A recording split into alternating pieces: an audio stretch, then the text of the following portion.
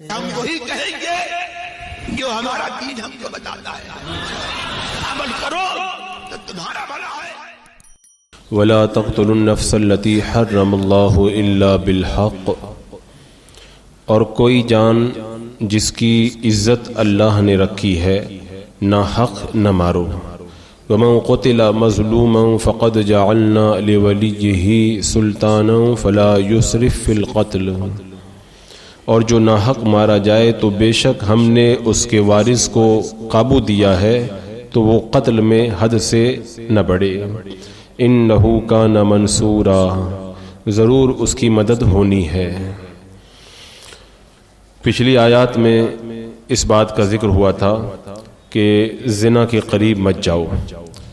اب اس آیت کریمہ کے اندر قتل سے منع کیا جا رہا ہے، چونکہ زنا بھی قتل کی طرح نسل انسانی کو تباہ کرتا ہے، اس لیے پہلے یہ بیان کیا گیا کہ اولاد کو قتل نہ کرو، اس کے بعد میں پھر زنا کی حرمت کو بیان کیا۔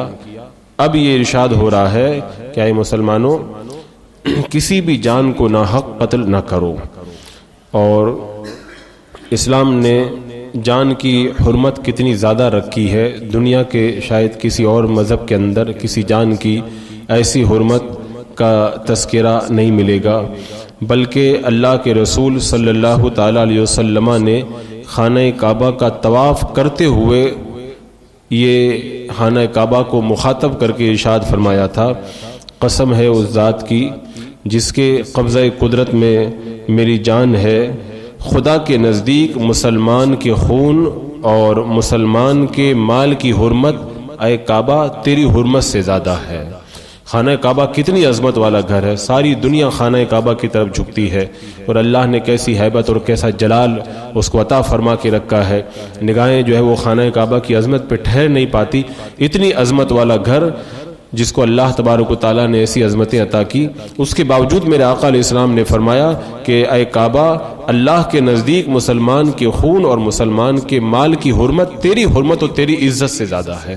تو یہ اسلام نے جو ہے وہ جان کی حرمت کا لحاظ فرمایا، اور یہاں تک کہ میرے آقا صلی اللہ تعالیٰ علیہ وسلم نے ارشاد فرمایا کسی مسلمان کے قتل کی حمایت میں آدھی بات بھی اگر کوئی کہے، قتل کرنا تو بہت دور کی بات ہے، اگر کسی مسلمان کے قتل کی حمایت میں اگر کوئی ایک آدھی بات بھی کہہ دے تو قیامت کے دن وہ اس حال میں آئے گا کہ اس کی پیشانی پہ لکھا ہوگا یہ بندہ اللہ کی رحمت سے محروم ہے، اللہ تبارک و تعالیٰ کی رحمتوں سے اس کو دور کر دیا جائے گا۔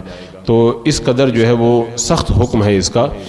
اور اسلام نے جو قاتل کے قتل کی سزا کا حکم دیا، جو کسی جان کو ناحق قتل کرے اس کے بدلے میں اس کو قتل کر دیا جائے، اس کی وجہ یہ ہے کہ انسان کی جان یہ بھی اللہ کی ایک امانت ہے، اور اس جان کی حفاظت کرنا بہت بڑا فرض ہے، لہذا اللہ تبارک و تعالیٰ نے انسان کی حفاظت کے لیے فرشتوں کو مقرر فرما کے رکھا ہے۔ رات کے فرشتے الگ حفاظت کے ہیں اور دن کے فرشتے حفاظت والے الگ ہیں، اس قدر اللہ تعالیٰ جو ہے وہ ایک مومن کی جان کی حفاظت فرماتا ہے۔ اور ایک وجہ یہ بھی ہے کہ اللہ نے انسان کو عبادت کے لیے پیدا کیا، تو اگر کوئی بندہ جب مر جاتا ہے تب پھر اس کا جو نامہ اعمال بند ہو جاتا ہے۔ بتاؤ کتنی بڑی بات ہے، اگر کوئی مسلمان دنیا میں 1 منٹ بھی زندہ رہتا ہے تو بہت ساری نیکیاں کر سکتا ہے، اگر 1 مہینہ زندہ رہا تو لاکھوں نیکیاں کروڑوں نیکیاں کر سکتا ہے۔ اب اگر کوئی اس کو مار دے تو اس کی نیکیوں کا دروازہ اس نے بند کر دیا، تو یہ بہت بڑا جرم ہے یہ۔ اور اس کے علاوہ جو ہے وہ قتل سے زمین میں فساد پیدا ہوتا ہے، اور قتل سے ایک بڑی نسل کا خاتمہ ہوتا ہے۔ انسان زندہ رہتا ہے، اس کی اولاد ہوگی، پھر اس کی اولاد کی اولاد ہوگی، ایک پوری نسل چلتی ہے۔ آپ نے کسی کو مار دیا تو پوری ایک نسل کو آپ نے ختم کر دیا۔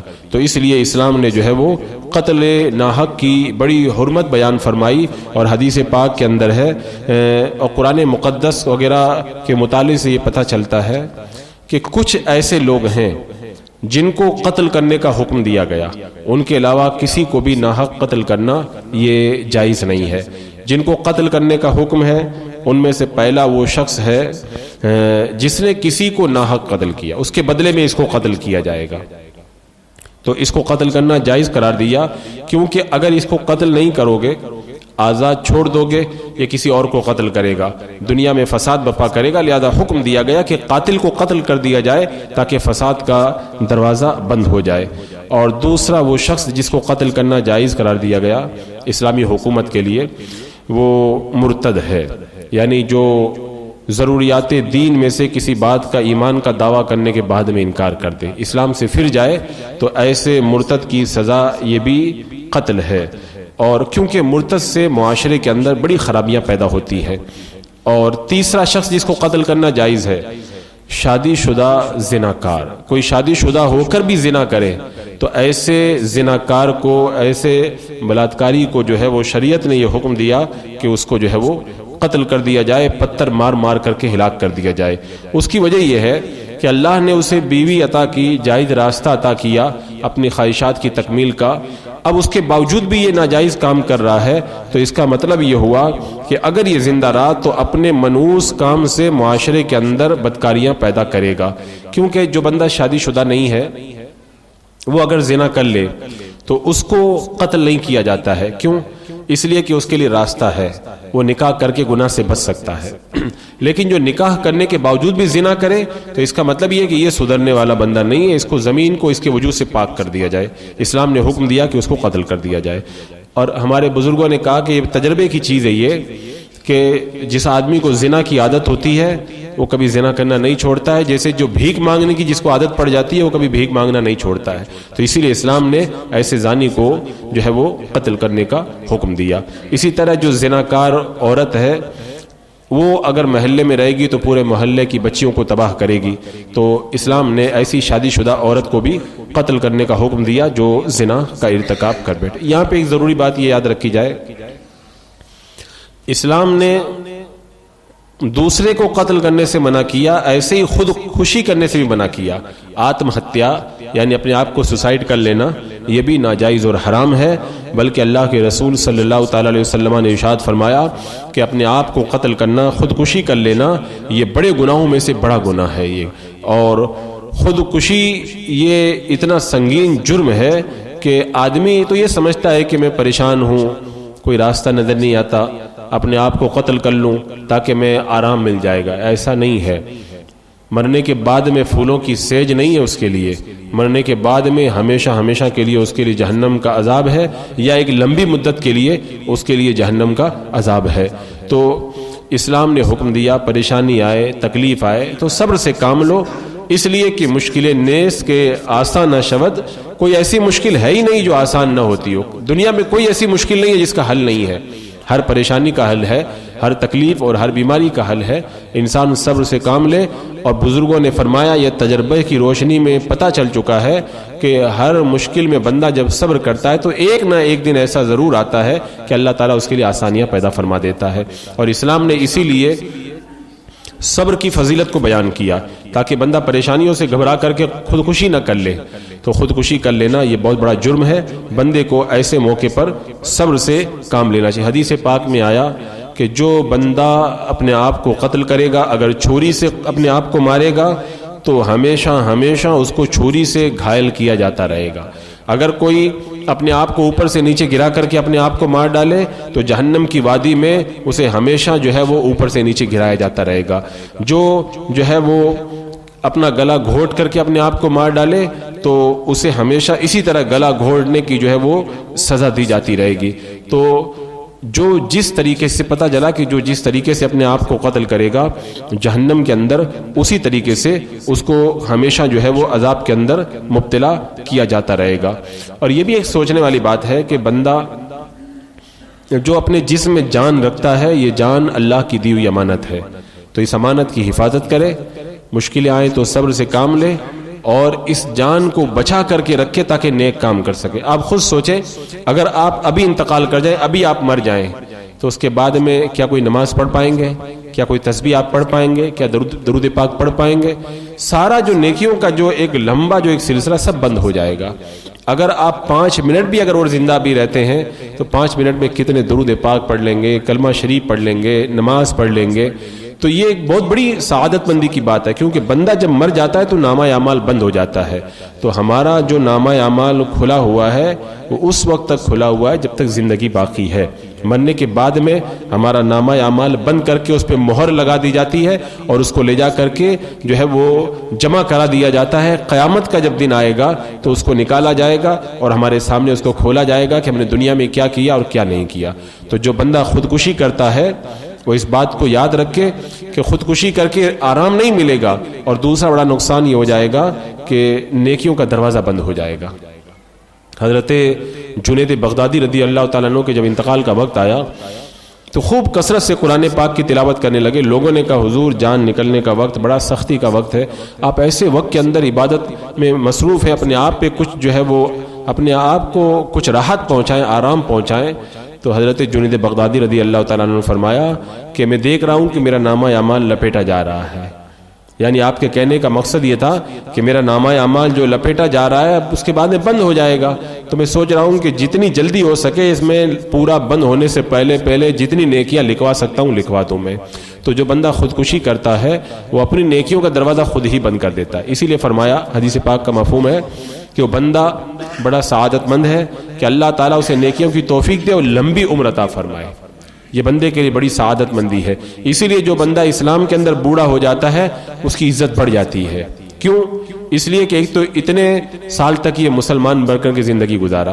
جیسے اگر ہم 40 سال کے ہیں تو ہماری نیکیاں 40 سال ہی ہیں نا. اب جو بوڑھا 80 سال کا ہو گیا تو اس کو جو ہے وہ 80 سال ہو گئے کلمہ پڑھے ہوئے اور 80 سال سے وہ نیکیاں کر رہا ہے وہ. تو بوڑھے کی اسلام کے اندر اسی لیے جو ہے وہ قدر اور بھی زیادہ ہو جاتی ہے. تو یہ جان, اچھا اب جان کی بات کر رہے ہیں, اسلام تو اپنے بدن کے کسی ایک عضو کو کسی سے دینے کی منع کرتا ہے. آج بہت سارے لوگوں کو دیکھا جاتا ہے کہ گردہ نکال کے کسی کو دے دیتے ہیں, آنکھیں نکال کر کے کہتے ہیں آنکھیں دان کر دو. اسلام ان تمام باتوں کی اجازت نہیں دیتا. اللہ نے اوپر سے لے کے نیچے تک جتنے بھی ہمیں بدن کے پارٹس دیے ہیں, عضو اعضاء دیے ہیں, سب اللہ کی امانت ہے. اللہ نے آنکھیں دی ہیں تاکہ دنیا میں نیک کام کے ذریعے اس کو ہم کام میں لائیں. کسی کو دینے کے لیے اللہ نے نہیں دی ہے. ہمیں اللہ تبارک و تعالیٰ نے دل دیا ہے تاکہ اس کے ذریعے نیک کاموں میں اس کو لگائیں.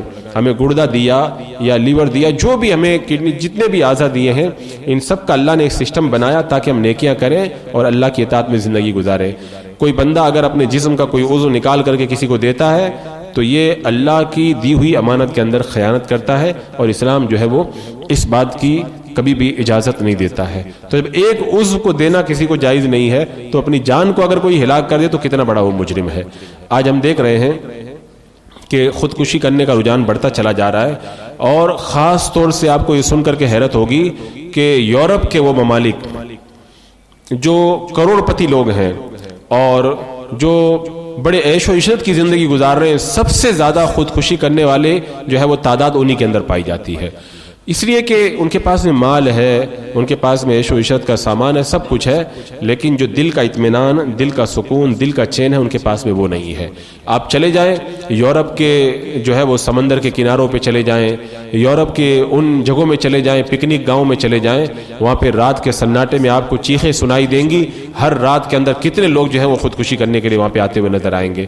تو اسلام نے اپنے ماننے والوں کو سکون اور اطمینان عطا کیا ہے کہ اگر تمہارا دل پریشان ہو اللہ کو یاد کرو, اگر تمہیں تکلیف ہو اللہ کو یاد کرو, تمہیں بیماری ہے اللہ کو یاد کرو, غریبی ہے اللہ کو یاد کرو, تمہیں کوئی ستا رہا ہے اللہ کو یاد کرو. کوئی تمہارا کچھ بھی بگاڑ نہیں سکتا جب تک اللہ تبارک و تعالیٰ نہ چاہے. سب اللہ کے قبضے میں ہے, اور اللہ کی مرضی کے بغیر اگر کوئی ایک تن کا بھی ہلانا چاہے تو نہیں ہلا سکتا. اگر تکلیف آئی ہے تو اس کا مطلب اللہ کی مرضی یہی ہے کہ ہمارے اوپر تکلیف ابھی آئے. اللہ تعالیٰ اس تکلیف کے ذریعے ہمیں بہت کچھ عطا کرنا چاہ رہا ہے. ہم نے دیکھا ہے لوگوں کو کہ ان کو تقریروں سے وہ لوگ نہیں سدھرے, اچھے اچھے سمجھانے والے لوگوں سے نہیں سدھرے, لیکن ان کو ایک جھٹکا لگا دنیا کا اور پھر نیک بن کر کے زندگی گزارنے لگے. کتنے لوگوں کو دیکھا گیا کہ ان کو سمجھا کے تھک گئے, وہ رائے راست پہ نہیں آئے, لیکن جب ان کا مال سب ڈوب گیا, غریب ہو گئے, تو اپنے آپ وہ نمازی بھی بن گئے, نیک اور پارسا بھی بن گئے. تو ایسی بہت ساری مثالیں ہمارے سامنے ہیں. تو اللہ تعالیٰ مسلمان کو اگر تکلیف بھی کچھ عطا کرتا ہے تو اس میں بھی اللہ کی بڑی حکمتیں ہیں. صبر سے بندہ کام لے. خودکشی کرنا یہ مشکل کا حل نہیں ہے. اپنے آپ کو مار ڈال دینا یہ پریشانیوں سے نجات کا راستہ نہیں ہے, یہ اور زیادہ پریشان ہونے والا راستہ ہے, پھر ہمیشہ جہنم میں جلنے والا کام ہے. پریشانی اٹھائیں, بندہ صبر کرے, اللہ یہاں پر بھی راضی, اور مرنے کے بعد میں ان پریشانیوں کے بدلے میں اللہ تعالیٰ جنت عطا فرمائے. حدیث پاک میں آتا ہے جب قیامت کے میدان میں اللہ تعالیٰ اجر و ثواب دے گا تو دنیا میں جو لوگ تکلیف میں تھے، پریشانی میں تھے، بیماری میں تھے اور مصیبتوں میں گرفتار رہتے تھے، ان کو جب اللہ تعالیٰ اجر و ثواب دے گا تو جو لوگ دنیا میں آرام سے رہتے تھے وہ دیکھیں گے تو کہیں گے کاش دنیا میں کوئی ہمارے بدن کینچیوں سے کاٹ دیتا تو کتنا اچھا رہتا، ہم دنیا میں اگر تکلیف اٹھا لیتے تو آج ہم کو کتنا بڑا انعام ہم کو بھی ملتا، وہ وہاں پہ حسرت کریں گے، تمنا کریں گے۔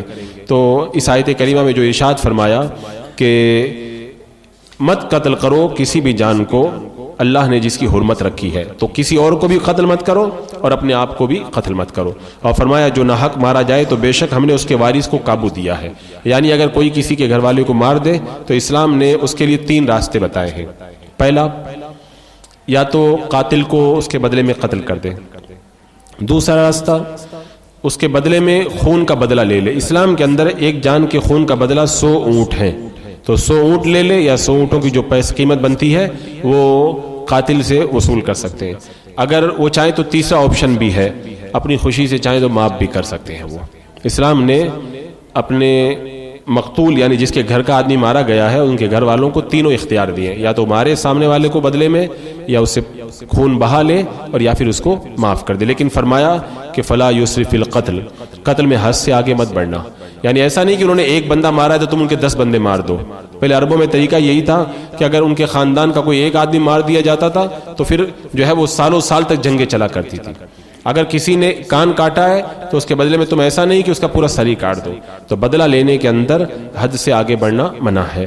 تو یہ اسلام کی اعلیٰ تعلیم میں فرمایا انہ کان منصورا، ضرور اس کی اللہ تعالیٰ مدد فرمائے گا، اس کی مدد کی جائے گی۔ بسم اللہ الرحمن الرحیم، اللہم صلی علی سیدنا مولانا محمد وبارک وسلم، صلاۃ و سلام علیک یا رسول اللہ، یا اللہ یا رحمان یا رحیم العالمین۔ اپنے مہربان بارگاہ کے صدقے میں اعمال صالحہ کی توفیق عطا فرما، اے اللہ ہر گناہ، ہر برائی، ہر پریشانی، ہر بلا سے ملہ میں محفوظ و معمون فرما، ایمان پہ زندگی، ایمانی پر موت نصیب فرما۔ ربنا تقبل منا انک انت السمیع العلیم وتب علینا انک انت التواب الرحیم۔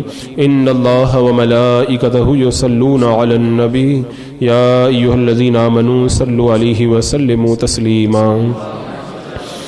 اللہم صلی علی سیدنا و شفیعنا و حبیبنا مولانا محمد وبارک وسلم، صلاۃ و سلام علیک یا رسول اللہ۔